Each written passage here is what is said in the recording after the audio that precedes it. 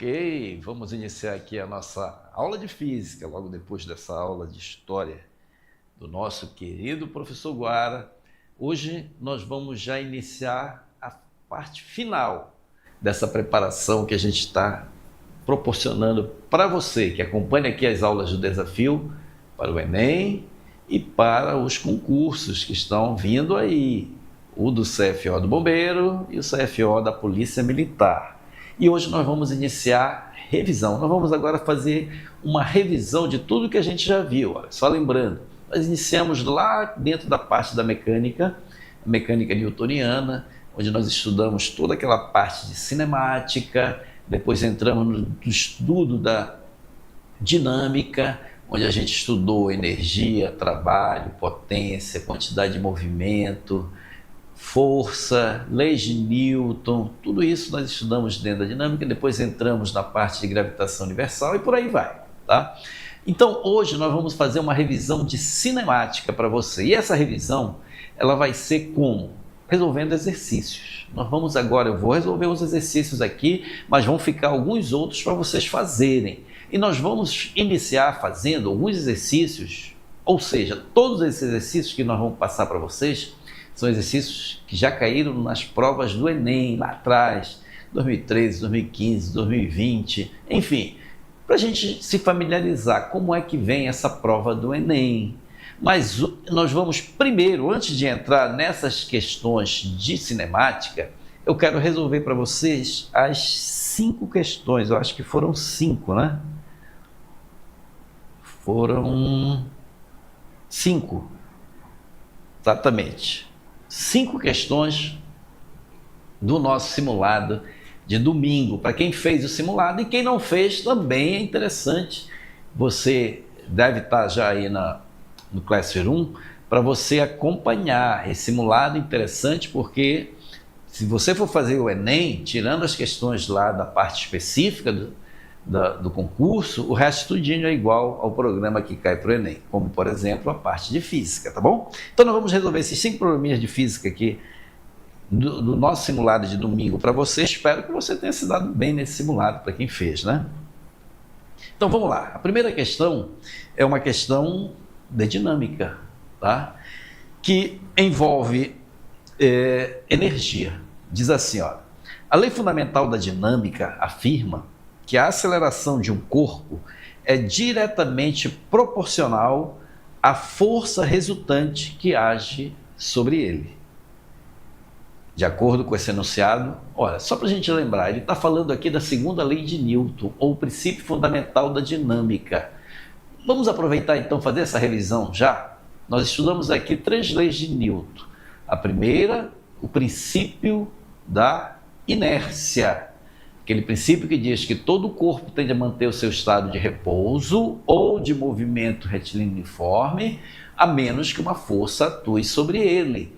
É aquele princípio que explica, por exemplo, quando você está num carro, o carro freia e você continua no movimento. Você tem que ter um cinto de segurança, senão você vai se acabar lá na frente, tá? Princípio da inércia, o corpo tende a continuar em movimento. Da mesma forma que para você colocar um corpo em movimento, ou seja, tirá-lo do estado de repouso, você precisa aplicar uma força sobre ele. Nesse caso, ele recebe uma força e, consequentemente, ele sai do estado de repouso que ele se encontra. Então é a inércia que é responsável por essa propriedade do corpo, de tender a se manter no estado que ele está. Mas a segunda lei, que é o que trata,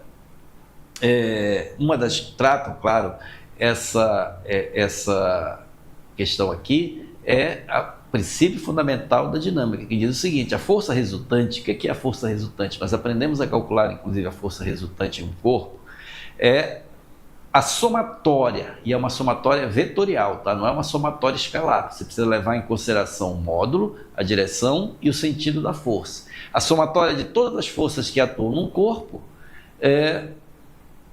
que é chamada de força resultante. E a segunda lei de Newton, o princípio fundamental da dinâmica, diz que a força resultante é igual ao produto da massa desse corpo vezes a aceleração dele. E a terceira lei de Newton, para a gente já lembrar aqui, não é o caso desse problema, mas a gente já aproveita e já lembra, que é o princípio da ação e reação também de Newton, que diz que quando você aplica uma força em um corpo, há uma força contrária de reação, de mesma direção, sentidos contrários, que atuam no outro corpo, que tem a mesma direção, tem o mesmo valor e tem o sentido contrário. É a força de ação e reação, tá bom? Então vamos lá. A lei fundamental da dinâmica afirma que a aceleração de um corpo é diretamente proporcional à força resultante que age sobre ele. Força resultante é igual a massa vezes a aceleração. De acordo com esse enunciado, aí vamos lá, item A. A aceleração de uma partícula eletrizada sob a ação de um campo elétrico não depende da massa da partícula. Será que é isso? Ó, a aceleração de uma partícula eletrizada sob a ação de um campo elétrico não depende da massa da partícula.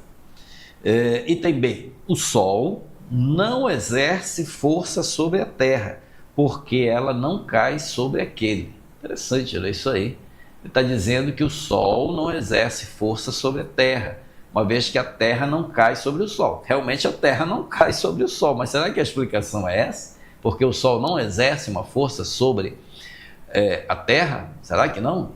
Item C. Se a velocidade de um móvel é muito grande, a força nele exercida também deve ser grande. Será que é? Quanto maior a velocidade, maior é a força? É isso que ele está dizendo aqui. Item D. Mesmo sem apresentar movimento, um corpo pode estar sob a ação de força. Olha, isso aqui é interessante. Mesmo sem apresentar movimento, ou seja, o corpo em repouso, ele pode... Mesmo sem apresentar movimento, um corpo pode estar sob a ação de forças. Será que é? E o item E. O deslocamento de um móvel se efetua sempre na direção da força resultante. A, B, C, D ou E. Só para a gente lembrar, eu vou colocar aqui para você, aqui nesse ladinho aqui, olha. Segundo a lei de Newton, força resultante é igual a massa do corpo vezes a sua aceleração. Esse é o princípio fundamental da dinâmica. Então, no item A, ele diz que a aceleração de uma partícula eletrizada sob a ação de um campo elétrico não depende da massa da partícula. Você está vendo aqui, olha, depende da massa. Depende da massa. É a massa maior ou menor que vai influenciar na aceleração desse corpo. A força que está sendo aplicada nesse caso é a força de um campo elétrico. Mas se ele vai ter maior ou menor aceleração, depende dessa massa. Porque a aceleração, se você pegar o m e passar dividindo aí, vai ficar que a força resultante dividida pela massa é igual à aceleração. Ou seja, quanto menor a massa para uma mesma força, maior será a aceleração. Então o item A está errado, porque ela depende. E aqui ele está falando que não depende. O item B diz que o Sol exerce força sobre a Terra porque... O Sol não exerce força sobre a Terra porque esta não cai sobre aquele. Isso aí nós já aprendemos também lá dentro da gravitação universal. E a lei da gravitação universal de Newton, vou aproveitar e vou colocá-la bem aqui também para a gente ir lembrando, tá? Posso arriscar aqui mesmo, né? A força de atração gravitacional, chamada de FG, entre dois corpos é igual a constante da gravitação universal vezes m1 vezes m2 dividido pela distância entre eles ao quadrado. Lei da gravitação universal de Newton. Essa relação aí é que nos diz, de acordo com Newton, que quando dois corpos têm massa, eles se atraem, tem uma força de atração que é diretamente proporcional ao produto das massas desse corpo e inversamente proporcional ao quadrado da distância. F igual a G vezes M1 vezes M2 sobre D ao quadrado, onde esse G é uma constante chamada constante da gravitação universal. É uma constante universal que o Newton calculou. Então vejam que a Lua tem massa, a Terra tem massa e o Sol tem massa. E eles são separados por uma certa distância. Então o que é que acontece? A Lua, porque eu estou com a Lua na cabeça, porque é época de Lua cheia, né? A Terra atrai o Sol e o Sol atrai a Terra. Um atrai o outro. Mas ele diz que a Terra não cai sobre o Sol, porque a tendência seria essa. E por que não cai? Ele diz assim, olha, o Sol não exerce força sobre a Terra, porque esta não cai sobre aquele. Na realidade, a Terra exerce a força sobre o Sol e o Sol exerce força sobre a Terra. Mas eles acabam não se chocando um com o outro, porque existem outras forças também atuando. No caso, a Terra, ela gira em torno do Sol no movimento de translação e essa força, esse movimento que ela faz com uma certa velocidade, que vai gerar aí uma força centrífuga que vai anular essa força de atração, que seria a força centrípeta, e é por isso que ela não cai. E não é pelo fato de uma não exercer força sobre a outra. Exerce, mas não é esse o motivo pelo qual uma não cai sobre a outra. Então o item B está errado. Se a velocidade de um móvel é muito grande, a força nele exercida também deve ser grande. Se você observar aqui, ó, força resultante é massa vezes aceleração. Aqui não entra velocidade. A força, ó, se a velocidade de um móvel é muito grande, a força nele exercida também deve ser grande. Ele pode estar, por exemplo, com 1000 km por hora, um avião a jato, 1000 km por hora, voando. Se essa velocidade for constante, a aceleração é zero. Se a aceleração é zero, é porque não tem a força resultante naquela direção. Então vejam que mesmo ele estando numa altíssima velocidade, a força resultante neste caso é zero, porque ele vai com velocidade constante. Então depende sim, se a aceleração for grande, aí você pode dizer que a força que está agindo sobre ele é grande. Mas se a velocidade é grande, não quer dizer que ele tenha uma força grande exercida sobre ele. Então o item C está errado também. E o item D, mesmo sem apresentar movimento, um corpo pode estar sob a ação de força. Será que pode? Por exemplo, esse quadro aqui, dá para ver esse quadro aqui na parede? Como assim, mas aqui tem um quadro, né, na parede. Esse quadro, em relação a essa parede, em relação a essa mesa que está aqui na minha frente, em relação a essa câmera que está filmando aí, que vocês estão enxergando, esse quadro está em repouso, ele está parado. Porque quando é que o corpo está parado em relação a um certo referencial? Quando a distância, ou seja, a posição dele em relação àquele referencial não se altera. Então esse quadro está em repouso em relação a essa parede, por exemplo. O fato dele estar em repouso significa que não existe força atuando sobre ele? Tem alguma força atuando sobre ele? O que é que você acha? Logo de cara eu já vou dizer uma para vocês que tem. Será que esse corpo aqui tem massa? Tem. Se ele tem massa, ele está sendo atraído pela Terra, ou seja, ele tem um peso. Então existe uma força peso puxando ele para baixo. Ele não está caindo porque existem outras forças anulando esse peso, empurrando para cima, ó, equilibrando o corpo, na verdade. Então, mesmo parado, o corpo sim pode estar sob a ação de forças. Então veja o que ele diz. Mesmo sem apresentar movimento, um corpo pode estar sob a ação de forças. Esse é o item correto. Item D, de dado. Tá bem? Aqui também o item E, só para a gente lembrar, ele diz que o deslocamento de um móvel se efetua sempre na direção da força resultante. Não. Vou dar um exemplo. Você vai na sua bicicleta, tá aqui, pedalando, aí de repente passou um gato na frente e você freia. O que vai acontecer com a sua velocidade? Vai diminuir. A bicicleta e você vão desacelerar. Vai haver uma desaceleração, uma força contrária ao movimento, que no caso vai ser a força de atrito, tá? Contrária ao movimento, que vai ser a força resultante, e é essa força que vai fazer com que a bicicleta e você desacelere, ou seja, que a velocidade diminua. Então veja, você está indo para frente, mas a força resultante está para trás, por isso que a sua velocidade diminui. Está aí um exemplo. Ou seja, a força resultante nem sempre, necessariamente, está na mesma direção e sentido do movimento, tá?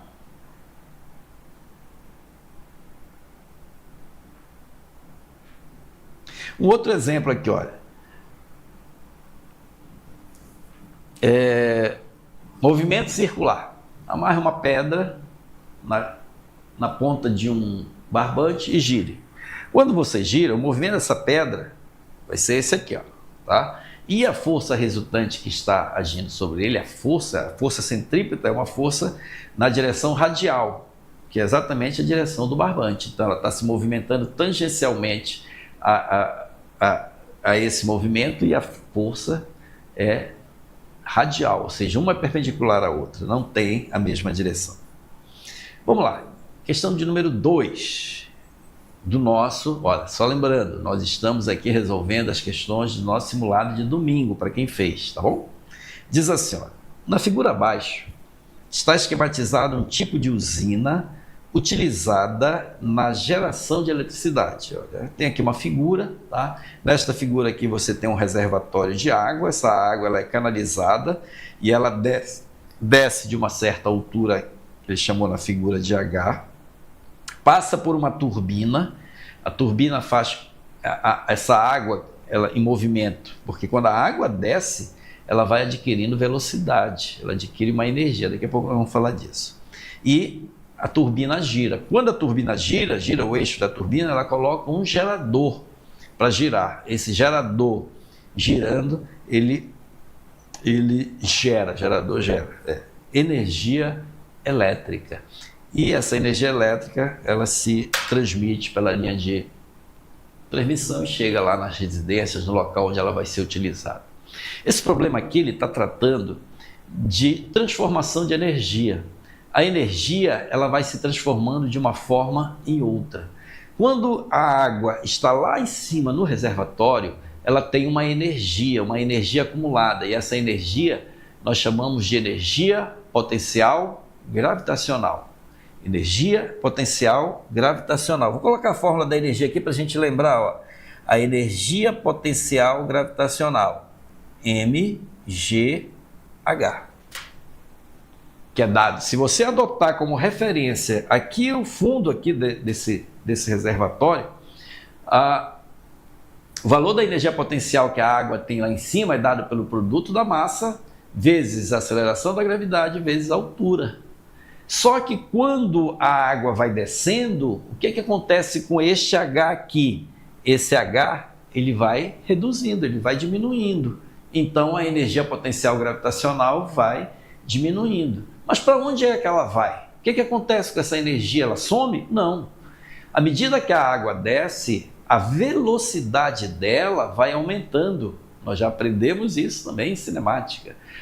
À medida que o corpo vai caindo, que ele vai descendo, ele vai adquirindo o que nós chamamos de energia cinética. A velocidade dele aumenta. E essa energia cinética é dada por essa relação aqui, meio de m vezes a velocidade ao quadrado. Só para a gente ir lembrando, tá? Isso tudo você já tem aí.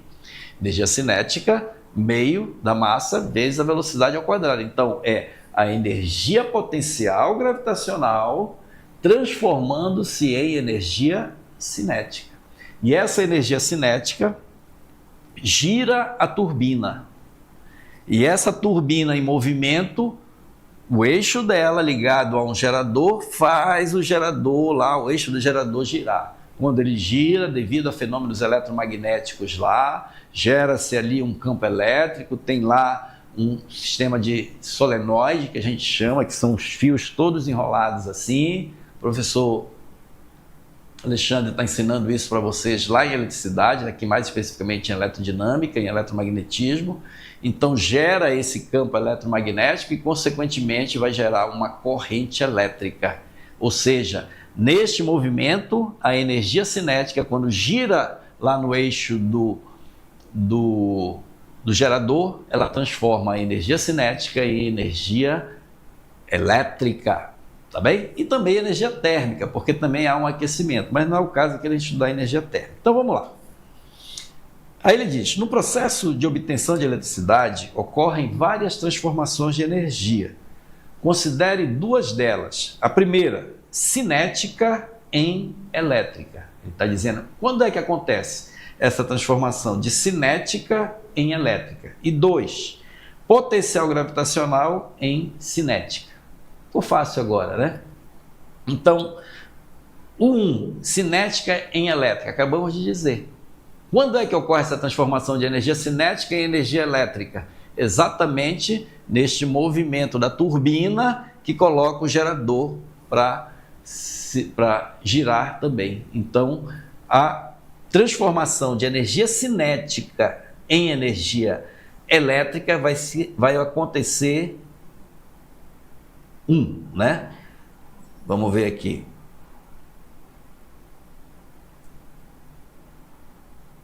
Item A, 1, que é cinética em elétrica. O item A diz 1, a água do nível H e a turbina. A água do nível H e a turbina. Será que é nesse trecho que ocorre essa transformação? Não. Nesse trecho aí, o que acontece é a transformação de energia potencial gravitacional em energia cinética. 2, o gerador e a torre de distribuição, cinética em elétrica. Será que é daqui do gerador até a torre de transmissão? Também não. Tá? 1, a água do nível H e a turbina. A água do nível H e a turbina. Também não. Cinética e elétrica. Vamos logo para o acerto. Cinética em elétrica. Vai acontecer bem aqui, ó, nesse movimento, bem aqui, ó. Ou seja, no gerador, que vai ser da turbina e o gerador. A turbina e o gerador. Então já sobra aqui só a alternativa C e D. Tá? Aí o 2. O 2 é o quê? Potencial gravitacional e cinética. Potencial gravitacional e cinética. É bem aqui, ó. Ou seja, é da turbina e o gerador? Não. A água do nível H e a turbina? Sim. Então o item correto é o item D. Tá? Transformação de cinética em elétrica ocorre da turbina e o gerador.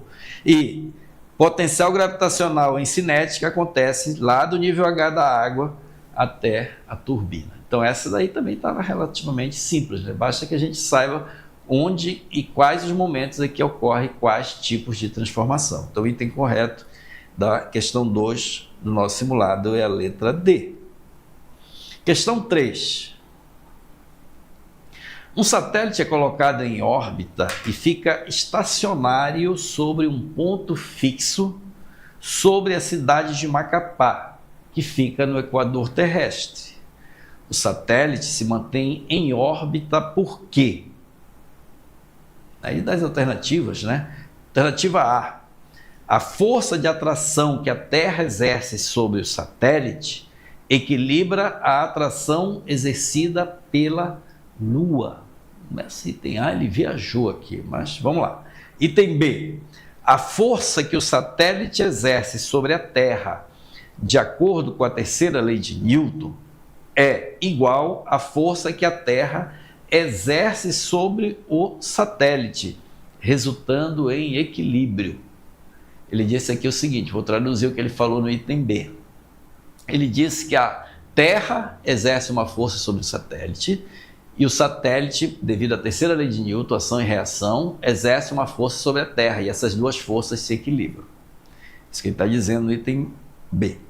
No item C, o satélite é atraído por forças iguais, aplicadas em todas as direções. Item D, o satélite está em uma distância tão grande da Terra que a força gravitacional exercida pela Terra sobre ele é desprezível. E o item E, a força de atração da Terra é a força centrípeta necessária para manter o satélite em órbita em torno do centro da Terra com um período de 24 horas. E agora? Será que é isso?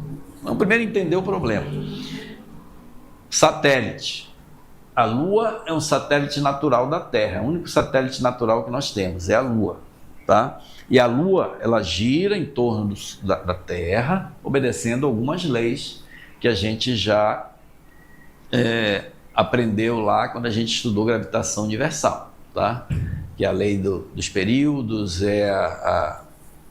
enfim, foram as 3 leis que nós aprendemos lá chamada Lei de Kepler, tá?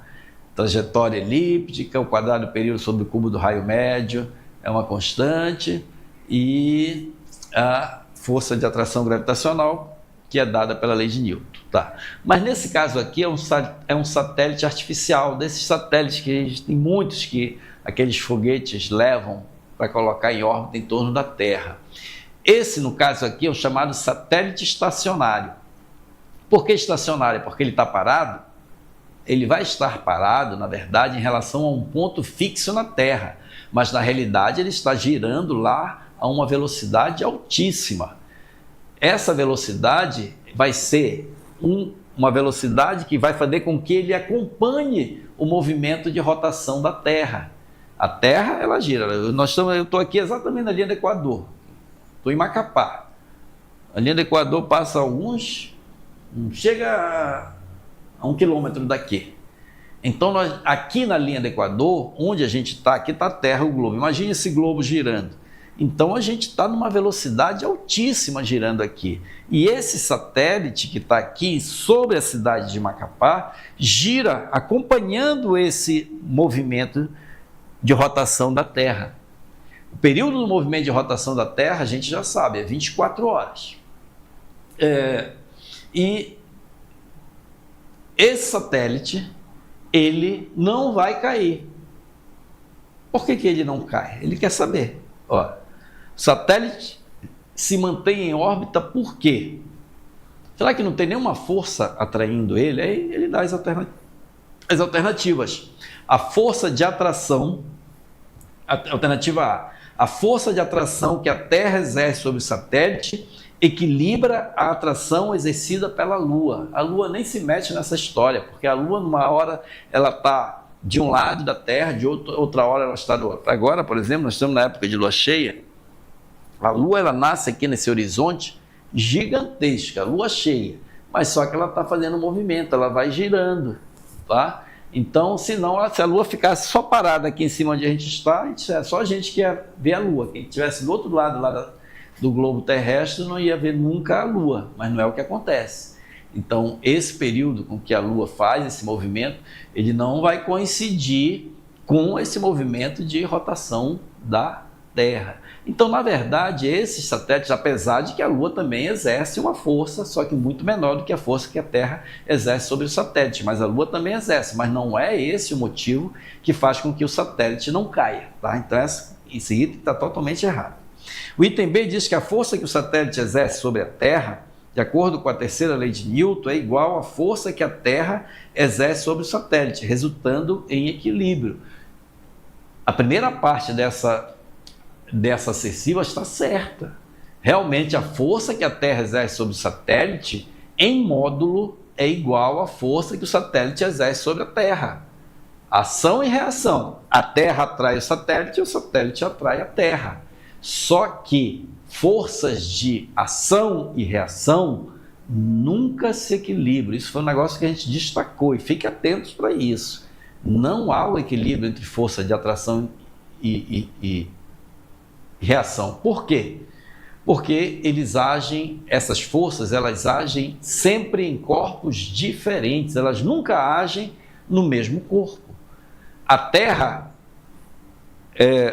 aplica uma força no satélite, então essa força é aplicada no satélite. E o satélite aplica uma força sobre a Terra, então a força de reação está sendo aplicada na Terra, uma no satélite e outra na Terra, então não tem como se equilibrar. Então o item B está errado por causa disso, ele diz que ele se equilibra, e não a força de ação e reação nunca se equilibra. Item C, o satélite é atraído por forças iguais aplicadas em todas as direções. Isso aqui ele disse nada com nada, isso aqui está tudo errado. Tá? Item D, o satélite está a uma distância tão grande da Terra que a força gravitacional exercida pela Terra sobre ele é desprezível. Não é. Não é. A força que a Terra não é a mesma que exerce aqui embaixo. Lá em cima tem gravidade, lá tem atração gravitacional e a Terra está atraindo sim esse corpo para o seu centro. E por que ele não cai? É isso que ele quer saber. Aí ele diz assim no item E. Então o item D está errado. Tá? E o item E. A força de atração da Terra é a força centrípeta necessária para manter o satélite em órbita em torno do centro da Terra com um período de 24 horas. Esse é o item correto. Essa força com que a Terra está atraindo o satélite, ela é uma força radial, ela está puxando para o centro, mas por que ele não cai? Porque ele está com uma velocidade. Tanto que ele descreve essa órbita em torno da Terra em 24 horas de período. Por isso que é chamado de satélite estacionário. Ele vai estar sempre aqui em cima da cidade de Macapá ou de um outro ponto fixo na Terra que você considerar. Devido a essa velocidade é que ele não cai. Então, qual era a tendência desse satélite? Era ir embora, já que ele tem uma certa velocidade. Por que ele não vai? Porque existe uma força puxando ele para o centro, e essa força, chamada força centrípeta, que no caso é a força de atração gravitacional terrestre, é que provoca esse movimento dele girando, essa trajetória, no caso circular, dele em torno da Terra. Então o item correto é o item E. Questão de CD. Item E. Questão de número 4. As represas, normalmente, são construídas de maneira que a largura da base da barragem, no caso ele chamou de B maiúsculo, está aí a figura, tá?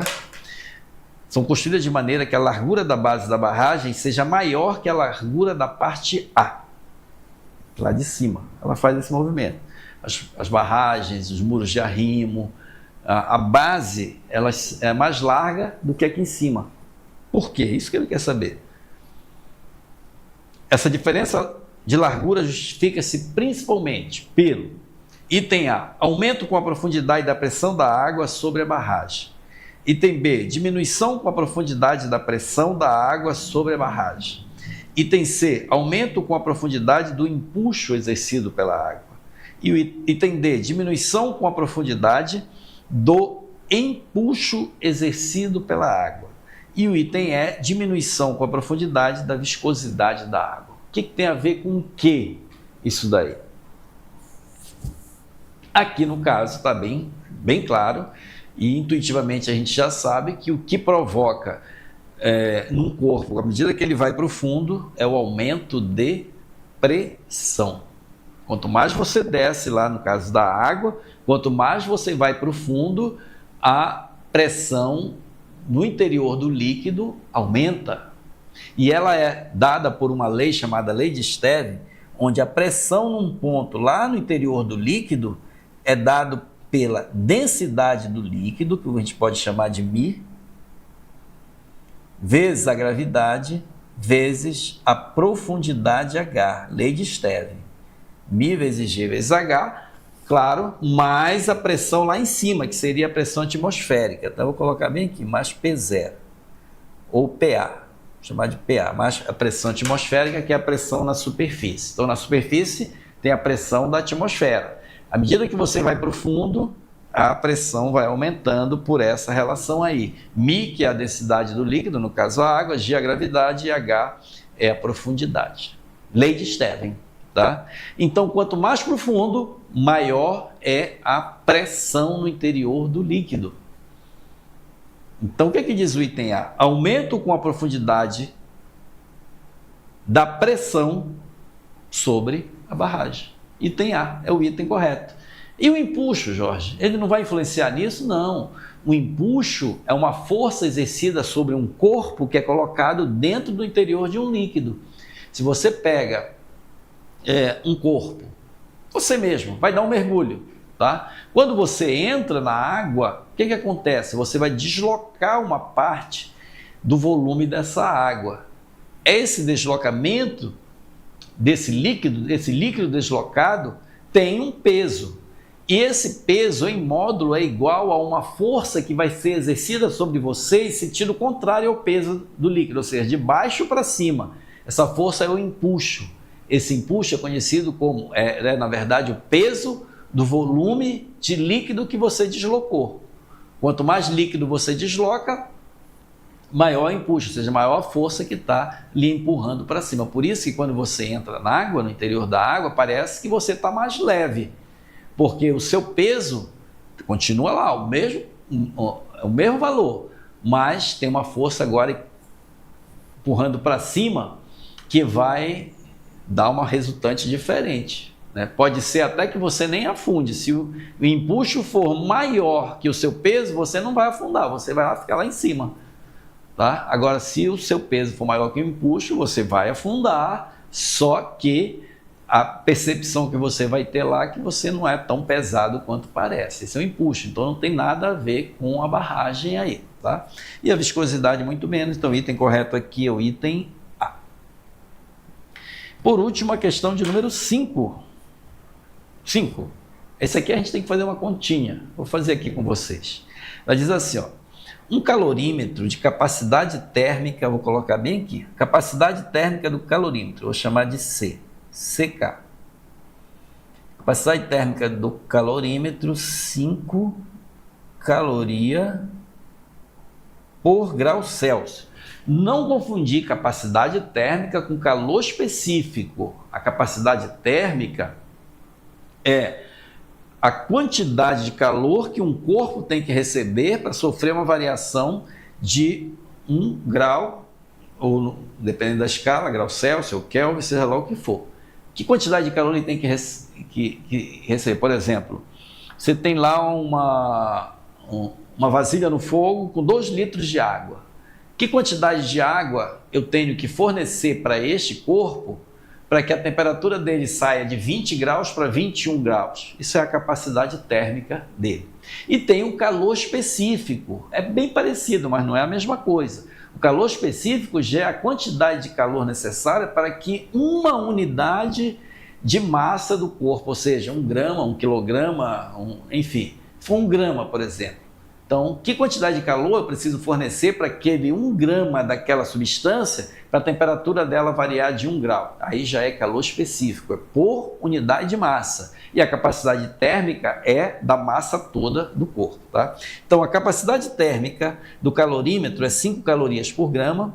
Esse calorímetro ele contém 200 gramas de água, então a massa da água 200 gramas, calor específico, olha, aqui ele deu já o calor específico da água, do calorímetro ele deu a capacidade térmica, da água ele deu o calor específico, eu vou chamar de Czinho, Ca. Calor específico da água, 1 caloria por grama grau Celsius. E água a 20 graus Celsius, ou seja, a temperatura dessa água inicialmente eu vou chamar de θ0 é de 20 graus Celsius. Uma coisa importante para a gente ver aqui nesse tipo de problema é que se a água está dentro do calorímetro, que é o calorímetro? Na verdade, o calorímetro é um recipiente lá que a água está contida. Né, que o calorímetro, na verdade, ele impede de haver essa troca de calor com o meio. Mas é assim, se a água está lá dentro do calorímetro, então tanto o calorímetro quanto a água estão à mesma temperatura inicial.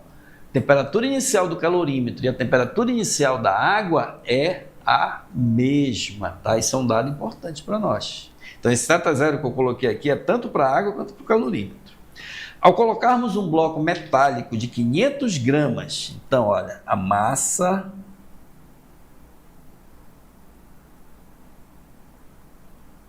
do bloco, chamar de MB, de 500 gramas, a temperatura de 100 graus Celsius, então a temperatura inicial do bloco, 100 graus Celsius. Coloca dentro do calorímetro. Observamos que o sistema atinge o equilíbrio térmico a 60 graus. Temperatura de equilíbrio, 60 graus Celsius. Ele quer saber o calor específico desse bloco, ou seja, desse metal, que eu chamei de Cm. Tá aí os dados, tá aí o que ele está pedindo. Ele pede isso daí em caloria por grama grau Celsius, tá? Caloria por grama grau Celsius. Nós aprendemos que o calor, um corpo, a quantidade de calor necessária para ele sofrer uma certa variação de temperatura, que a gente chamou de calor sensível. Aí vem a equação do calor sensível. Nós temos dois tipos de... Primeiro, o que é calor? Calor é uma energia térmica em trânsito de um corpo de maior para um de menor temperatura. O calor, ele se apresenta de duas formas. Na forma latente, que a gente chama de calor latente, é aquela que não provoca variação na temperatura do corpo, mas apenas uma mudança de fase. Ele sai de um estado físico, que pode ser o estado líquido, e passa para o estado gasoso. Nós aprendemos tudo isso.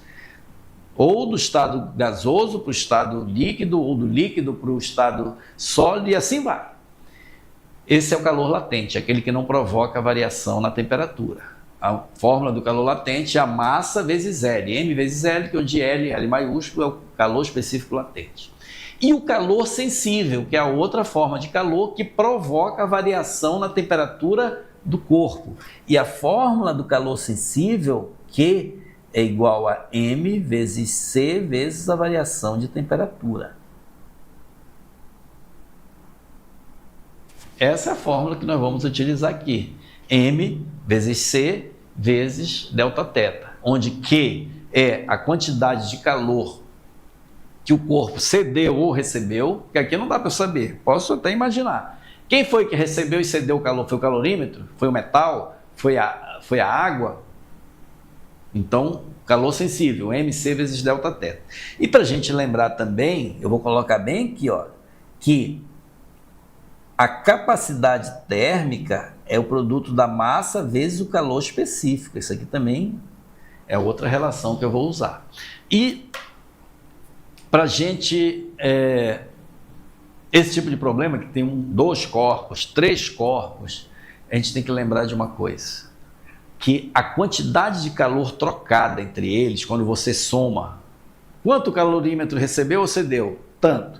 Quanto a água recebeu ou cedeu? Tanto. Quanto o metal recebeu ou cedeu? Tanto. Quando você soma essas quantidades de calor, a soma delas dá zero. Por que dá zero? Porque é uma troca entre eles.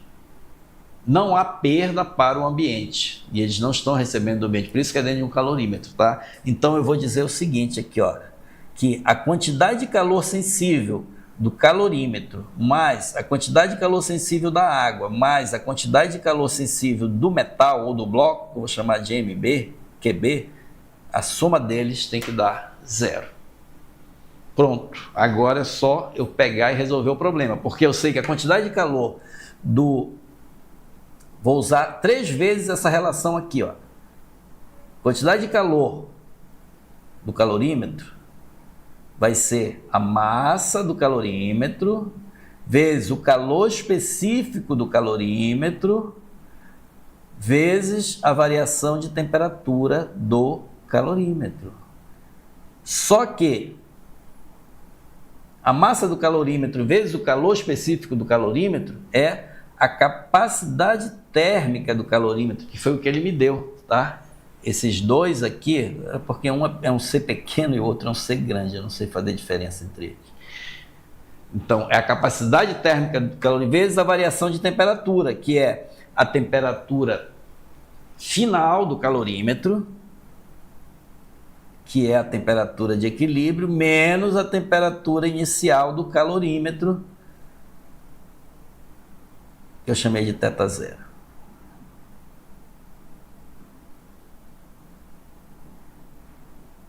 Vai dar, então, C do calorímetro é 5, temperatura de equilíbrio é 60 graus, menos a temperatura inicial do calorímetro, que é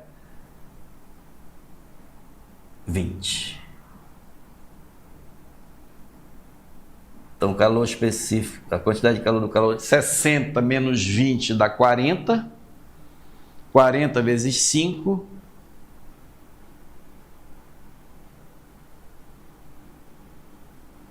200. É isso, né? Não deixa eu errar essas contas aí. Calorias. Essa é a quantidade de calor do calorímetro, 200, tá? Acompanhe aí, por favor, não deixe a gente fazer errado.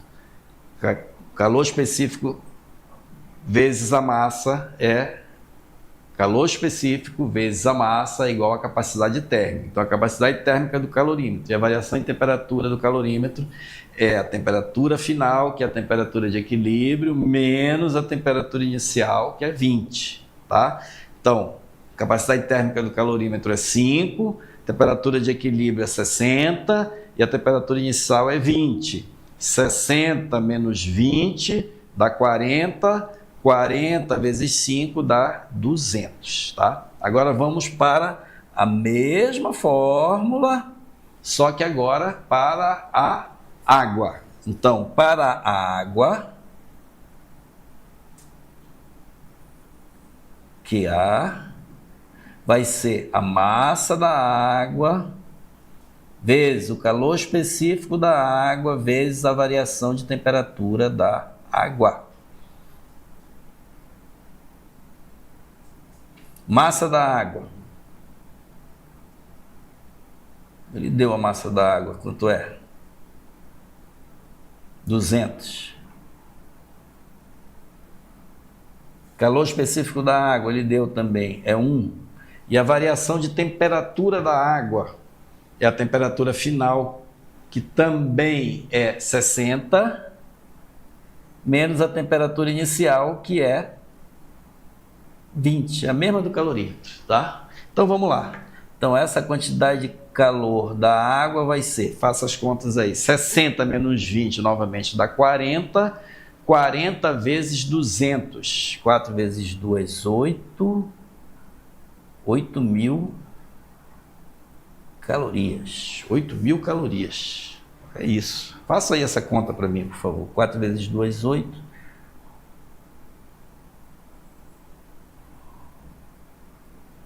4.000 calorias. A mesma coisa nós vamos fazer agora para o metal, para o bloco de metal. Então, calor,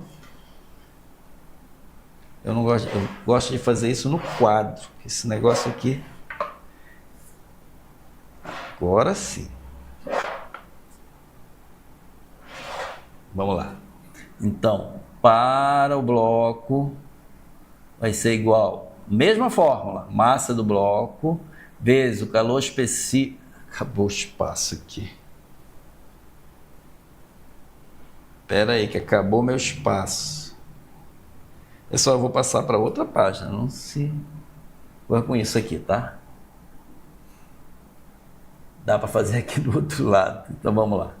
Para o bloco vai ser a massa do bloco vezes o calor específico do bloco vezes a variação de temperatura do bloco.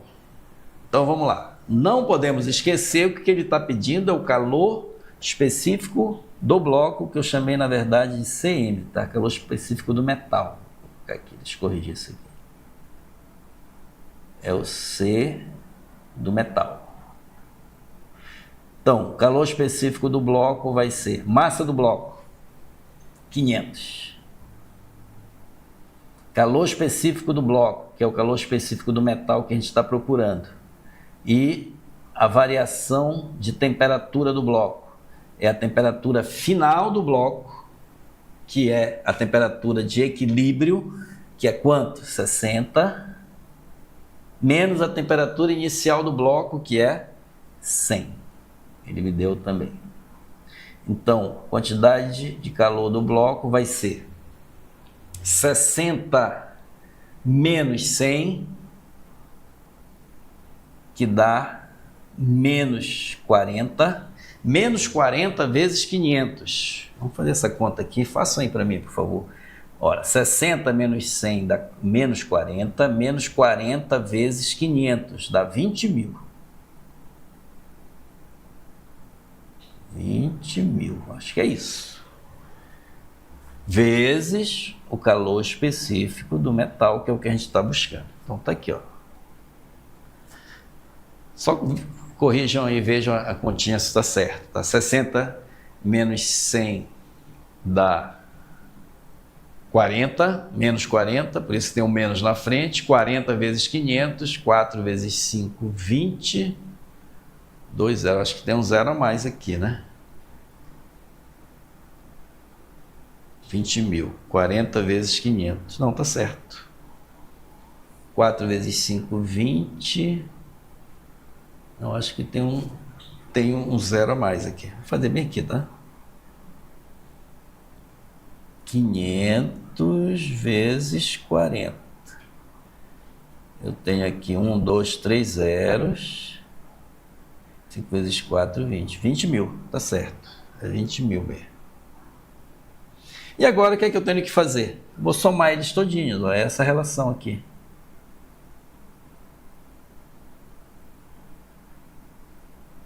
Somando eles todinhos, vamos lá. Calor sensível do calorímetro, quanto foi que deu? 200. Mais calor específico da água, aliás, calor sensível da água, quanto deu? 8.000. Mais calor sensível do bloco, menos 20.000 cm, que é igual a zero. Veja que aí está uma equação do primeiro grau, onde ficou lá somente uma incógnita, que é o calor específico que eu estou procurando. Eu vou simplificar logo aqui, tá? Vou cortar 2 zeros daqui, 2 zeros daqui, 2 zeros daqui. Vou passar esse aqui que está negativo, ele vai para lá para o positivo. Aqui ficou 80 mais 2, é isso? Que dá 82, que é igual a 200 cm. Então, posso dizer que cm é igual a 200 dividido por 82. Aí, essa conta você vai ter que fazer, tá? Vamos simplificar aqui. 200 dividido por 82. Vou fazer aqui no lado para nós, tá? 200... Desculpe a letra, tá feia aqui, é por causa de eu não estou conseguindo apoiar direito a mão. 200 dividido por 82 dá 2. É isso? Desculpe, é 82 dividido por 200, tá? 82, o 200 que está aqui passa dividindo. É 82 dividido por 200. Então, se é assim, eu vou logo simplificar aqui, ó. Se eu simplificar aqui 200 por 2, dá 100. 82 por 2 dá 41.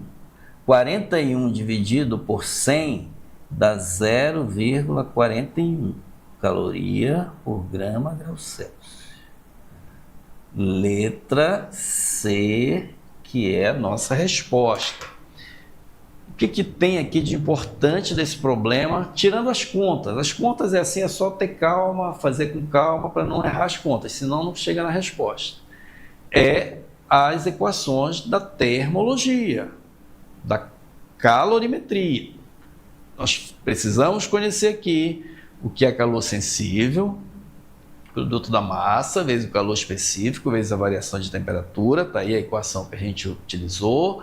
A gente precisa lembrar que a capacidade térmica é o produto da massa, vezes o calor específico que a gente utilizou aí. A gente precisa saber também que a soma do calor trocado em cada corpo vai ser igual a zero, que foi a relação geral que a gente encontrou. Soma elas e encontra o que ele está pedindo, que no caso aí deu 0,41 caloria por grama grau Celsius. Tá? Essas foram as 5 questõezinhas do nosso simulado, que eu espero que você tenha acertado, tá bom? E agora nós vamos entrar numa revisãozinha de cinemática, para a gente lembrar as nossas primeiras aulas ainda lá em meados do mês de junho. Olha que a gente já está em outubro, né? Começamos aqui em junho, ainda final de junho, as nossas aulas. Caso você tenha perdido essas aulas, eu aconselho você ir lá no Classroom, lá na nossa plataforma, está lá a nossa aula de cinemática. Lá atrás, tá? Vá lá e acompanhe novamente a nossa aula. Aproveite hoje, que é sexta-feira, amanhã. Talvez muitos aí não tenham nenhuma atividade para fazer, ou de trabalho ou de escola. E já aproveite e façam essa revisão lá, que nós vamos começar agora aqui resolvendo esses exercícios. Todas essas questões aqui são questões que já caíram no Enem, tá? Essa primeira aqui, por exemplo, a questão de número 1, caiu em 2009, há 16 anos. Quem sabe não vai cair uma parecida com essa de novo? Vamos lá. Diz assim: no Mundial de 2007, o americano Bernard Lagat, usando pela primeira vez uma sapatilha 34% mais leve do que a média, conquistou o ouro na corrida de 1.500 metros, com um tempo de 3,58 minutos. No ano anterior, em 2006, ele havia ganhado medalha de ouro com um tempo de 3,65 minutos, um pouquinho mais, tá? Nos mesmos 1.500 metros. Sendo assim, a velocidade média do atleta aumentou em aproximadamente quanto? Bom, esse é um problema simples do ponto de vista matemático, só que tem conta, tem um bocado de conta para a gente fazer. A gente vai tentar dar uma driblada em algumas dessas contas. Não vai ter espaço para eu fazer aqui, eu vou fazer aqui no quadro. Eu espero que você consiga acompanhar aí no quadro, tá bom? Então vamos lá. Diz assim: no Mundial de 2007, esses 34% mais leves, isso não vai influenciar em nada, não, isso não é dado do problema, isso aí é só para encher linguiça, tá? Ele conquistou o ouro na corrida de 1.500 metros, aí sim, aí já... Esses 1.500 metros é o espaço que ele percorreu. Então está aí um dado importante para nós, 1.500 metros. No ano anterior, em 2006, ele havia ganhado medalha de ouro com um tempo de... dá o tempo, né? 3,58 minutos. Eu vou chamar o tempo de delta T1, 3,58 minutos. Aí no ano anterior, né, ele havia ganhado medalha de ouro com um tempo de 3,65 segundos. Eu vou chamar de delta T2. 3,65 minutos.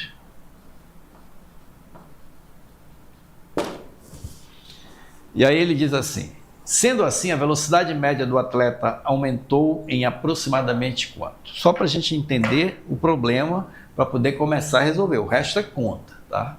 Essa conta acho que eu até deixar para vocês fazerem, mas vamos lá. No ano que ele, o primeiro ano aqui, que eu chamei de 1, ele fez esse percurso de 1.500 metros em 3,58 minutos, tá? No ano anterior, ele havia feito em 3,65 minutos, ou seja, no ano anterior ele levou mais tempo, nesse 1 ele diminuiu o tempo. Ele quer saber o seguinte: a velocidade média em percentual,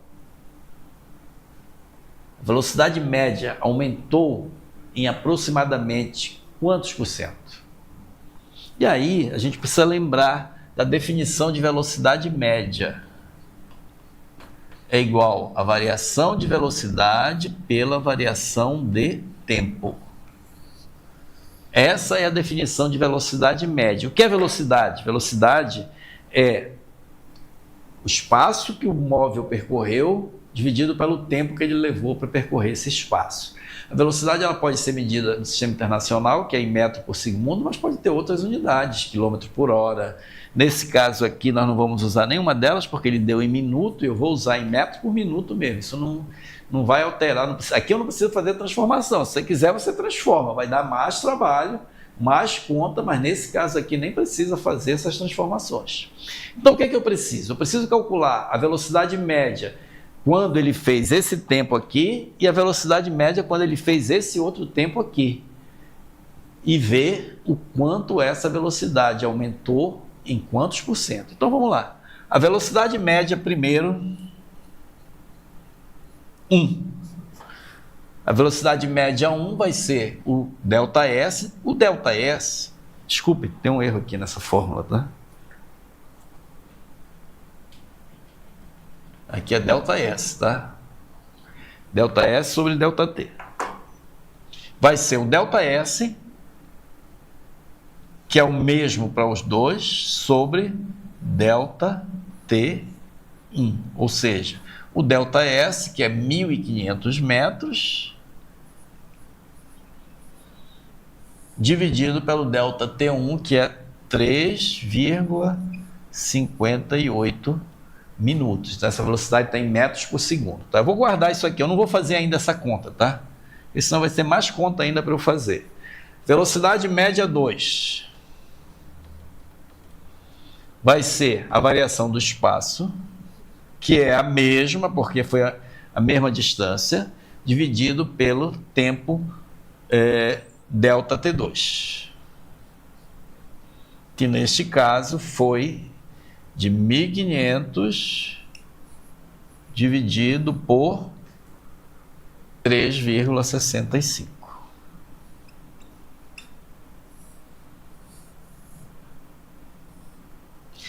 Aqui acabou a física e daqui para frente é tudo matemática, percentual. Como é que eu calculo percentual?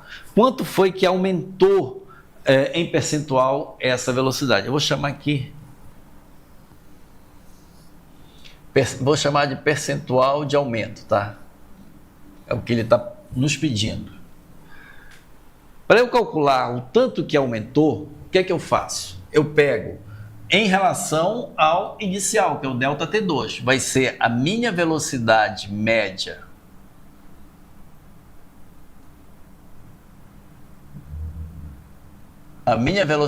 média 2 menos a minha velocidade média 1 dividido pela minha velocidade média 2.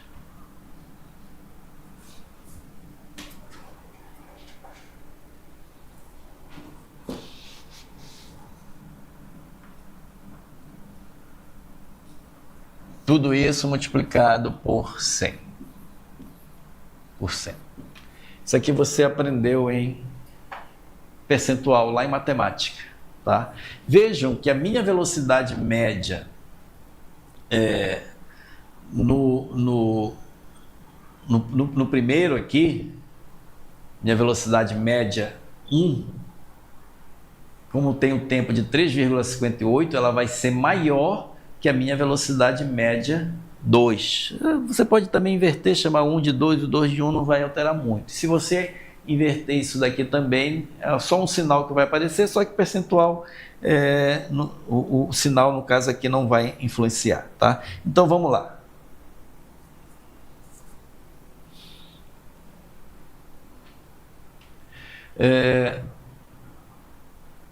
Vou substituir agora aqui os valores, tá? A minha velocidade média 2 é 1.500 dividido por 3,65. Eu vou fazer o seguinte, eu vou fazer uma inversão aqui para não dar negativo, tá bom? Só para não aparecer o sinal negativo aqui. Como a minha velocidade média 1 é maior, então tanto que ela aumentou, a minha velocidade média 1 dividir menos a minha velocidade média 2 dividido pela minha velocidade média 1. Então, o percentual de aumento vai ser igual a minha velocidade média 1.500 dividido por 3,58 menos a minha velocidade média 1.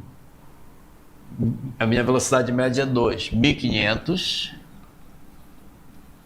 sobre 3,65.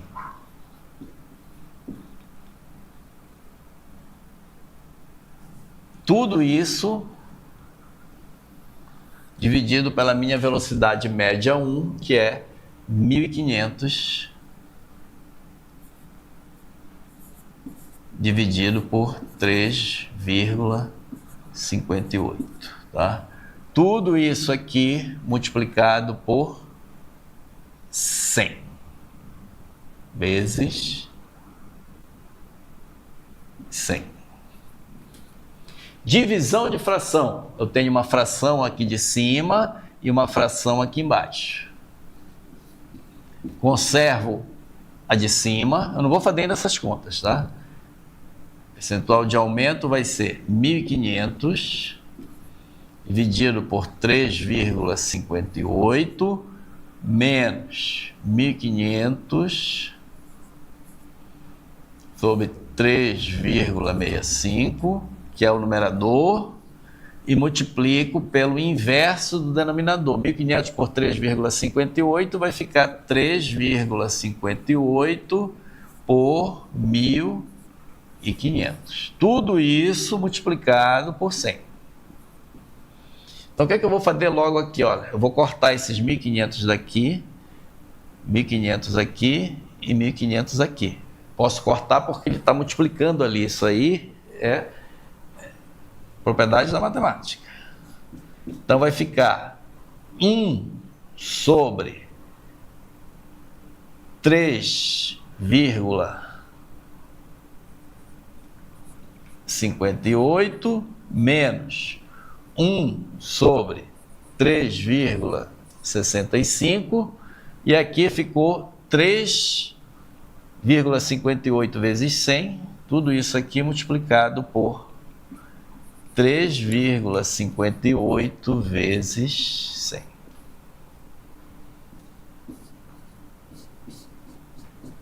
Tá aí as continhas para você fazer. Eu não vou fazer essas contas para vocês, tá? Isso daqui vai dar aqui, pessoal, aproximadamente 2% quando você fizer essas contas todinhas, tá? Isso aqui é aproximadamente, tá?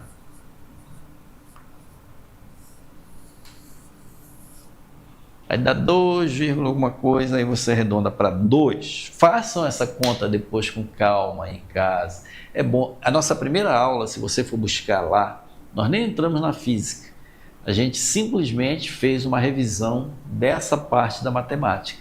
Infelizmente, algumas vezes cai problemas dessa forma, né? Então,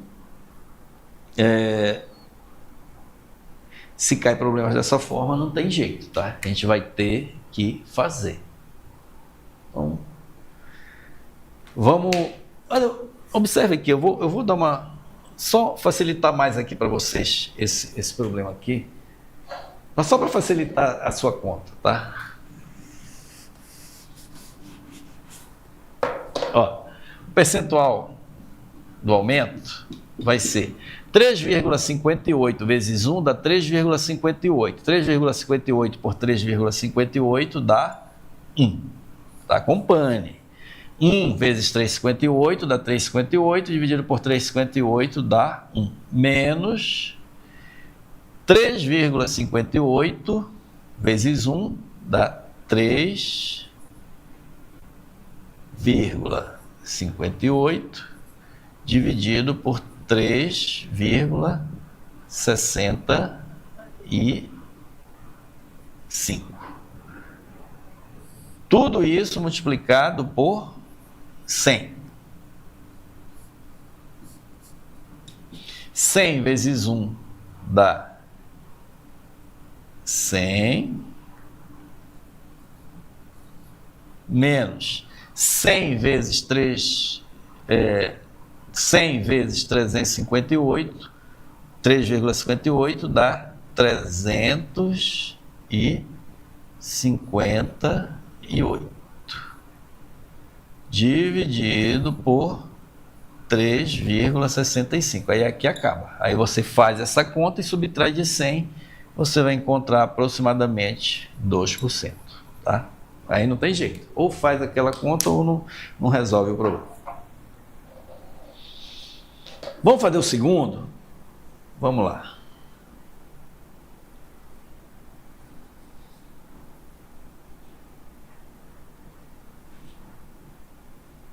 Ele diz assim: o Brasil...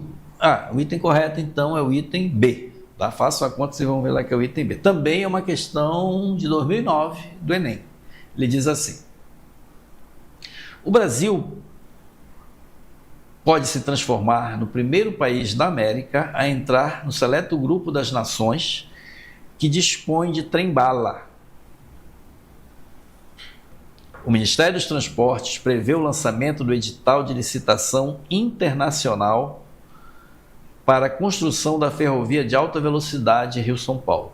A viagem ligará os 403 quilômetros entre a Central do Brasil, no Rio, e a Estação da Luz, no centro da capital paulista, em 1 hora e 25 minutos.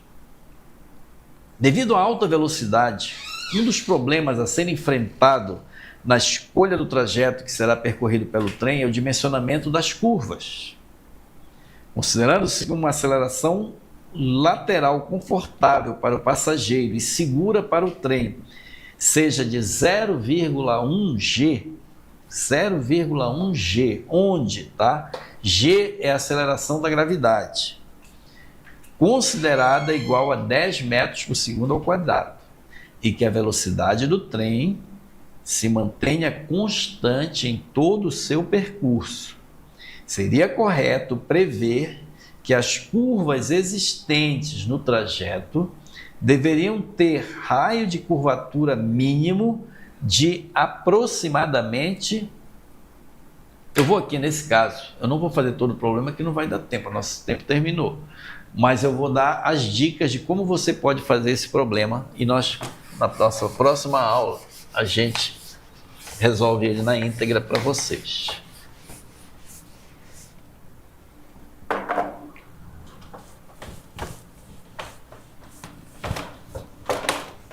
Esse apagador aqui é meio...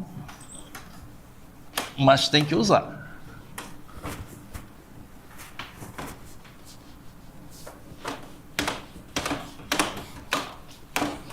Vamos lá. Olha,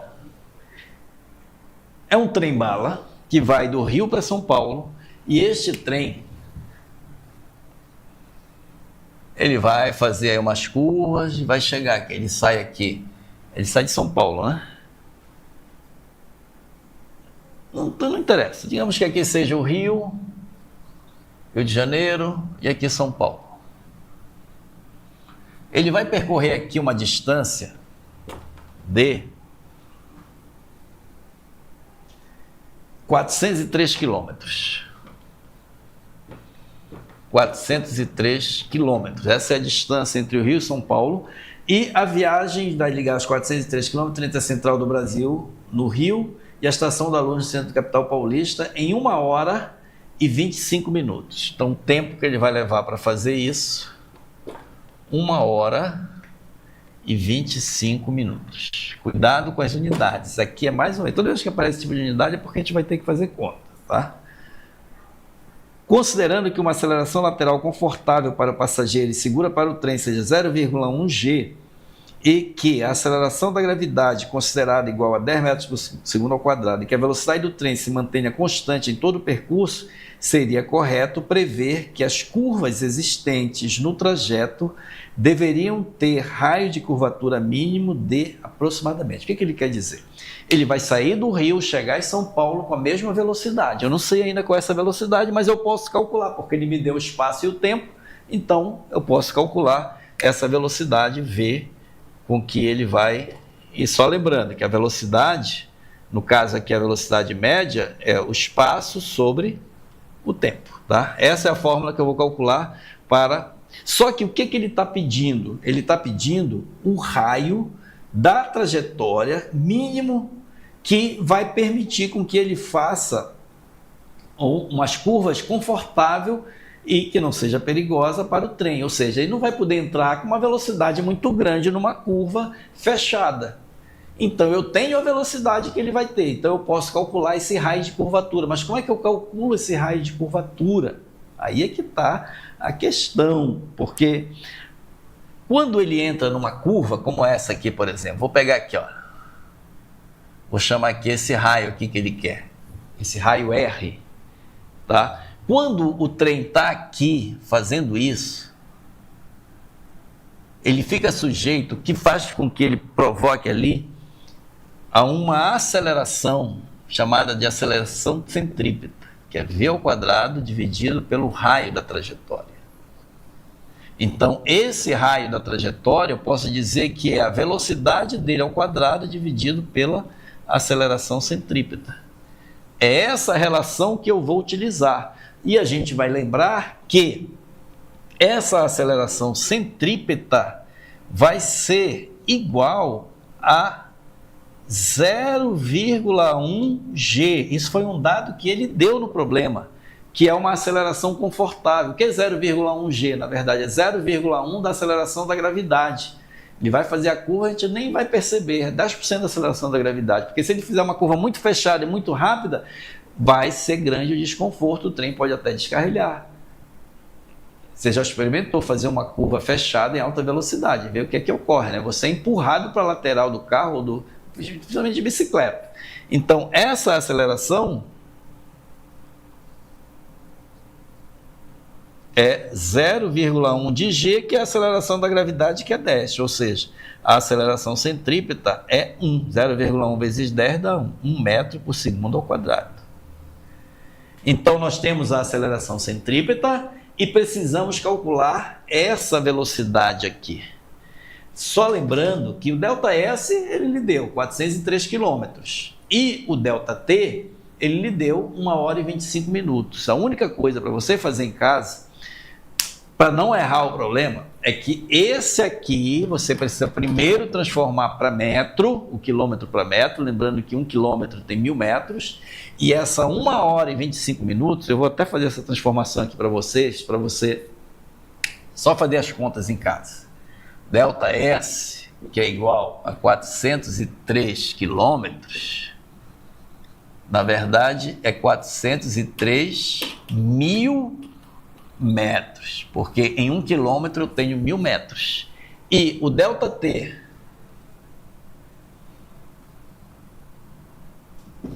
que é 1 hora, se eu multiplicar por 3.600 a hora, em 1 hora eu tenho 3.600 segundos, então 1 hora eu transformo para segundo multiplicando por 3.600, então fica 1 vezes 3.600 segundos, mais 25 minutos. 25 minutos, como é que eu transformo de minuto para segundo? Multiplico por 60, porque em 1 minuto eu tenho 60 segundos, então multiplico aqui por 60. Então, ΔT vai ser 1 vezes 3.600, que dá 3.600, mais 25 vezes 60. Vamos fazer essa conta aqui rápida. Deixa o 0, 6 vezes 5, 30, vão 3, 6 vezes 2, 12, e 3, 15. 1.500. Então, o tempo vai ser 3.600 mais 1.500. 6 e 5, 11, vai 1. 4.100 segundos. Pronto. Está transformado o seu espaço para metro e o seu tempo para segundo. Mas por que tu precisou fazer essa transformação, Jorge? Porque a sua aceleração está em metro por segundo ao quadrado. Eu não posso usar aqui em metro por segundo ao quadrado e lá em quilômetro, ou em hora e minuto, tá? Então aí eu posso calcular agora a minha velocidade. A minha velocidade vai ser ΔS, que é 403.000, dividido por ΔT, que é 4.100. Corto logo 2 zeros daqui. Aí vai ter que fazer essa conta. 4.030 dividido por 41. A gente pode deixar essa conta para fazer depois? Vamos. Deixa isso aqui assim primeiro. Vou encontrar então agora o meu raio. Aqui, ó.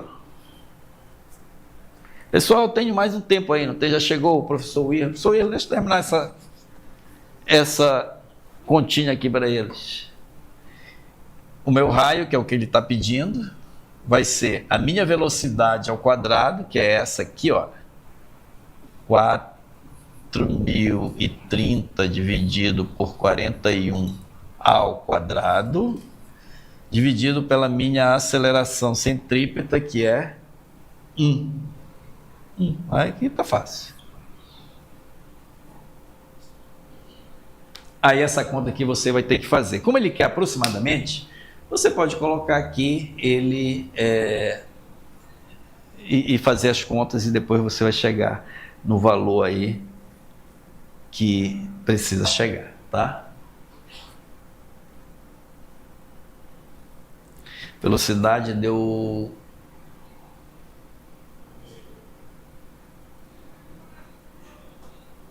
Isso aqui tá errado, tá? Aqui é 5, tá? 5.100.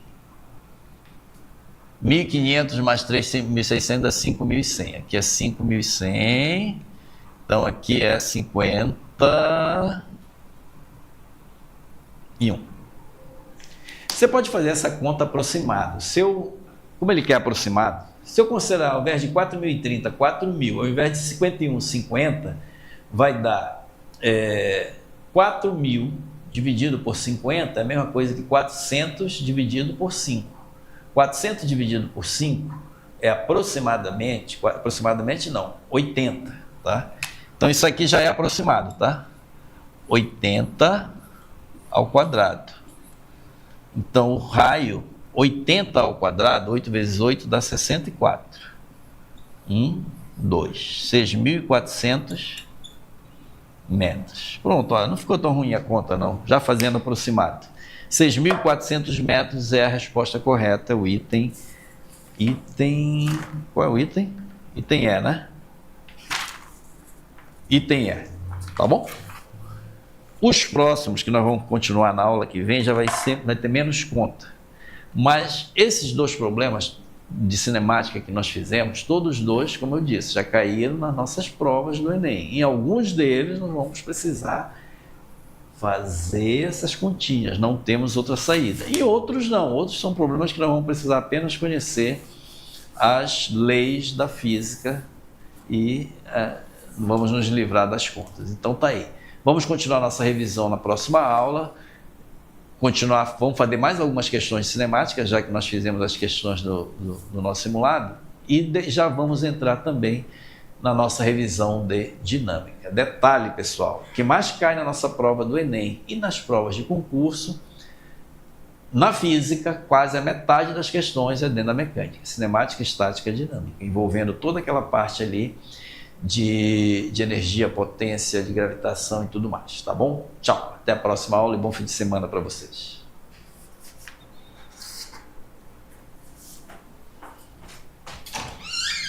O senhor pegou o horário todinho do intervalo? Já? Não. Foi, até 4h50. Pronto. Tem um cheiro estranho aqui, tio, né? Não estou sentindo. É porque o senhor se adaptou. Ei, meu livro. Será que tá com cheiro estranho? Não senti, nem quando eu entrei. Acho que ele tá cheio, bom. Tá fedendo. Tá mesmo? Tá. O senhor sentiu? Não. Agora eu senti. Tu sentiu, né? Não é o tapete, não? A cara não tá, mas quando eu cheguei. Não, aqui não tá. Você só dá bom ar aqui. Eu não estou sentindo O senhor realmente. se adaptou ao cheiro. Não, mas quando eu cheguei não tava. E continua sem estar para mim. Realmente quando você chegou não tá forte, não. É? Forte, né? Não tá alto. Joga um lá e... Como é que tá? A gente vai gravar rapidinho com o senhor aqui dentro. Comigo? É. Então bora. Aqui que é dentro pra e gravar? Aqui fora. Aqui dentro o senhor vai gravar só uma pose. E aqui, Uma aqui pose? fora vai ser um... Deixa eu tomar uma água aqui, peraí. E aí, Jorge? Tá bem. Bem. Esse fim de semana não vai dar pra? É? Ficou este fim de semana em Macapá? Ficou este fim de semana Fiquei em Macapá, porque É muito boa, a visibilidade é excelente, né? É muito bom mesmo. Porque a gente tem que sair de Macapá mesmo, né? Tem que focar no estadual mesmo. E aí você tá com uma excelente visibilidade. que bom, né? Excelente, é. Essa pegada da Caesa na Expofeira foi muito boa mesmo.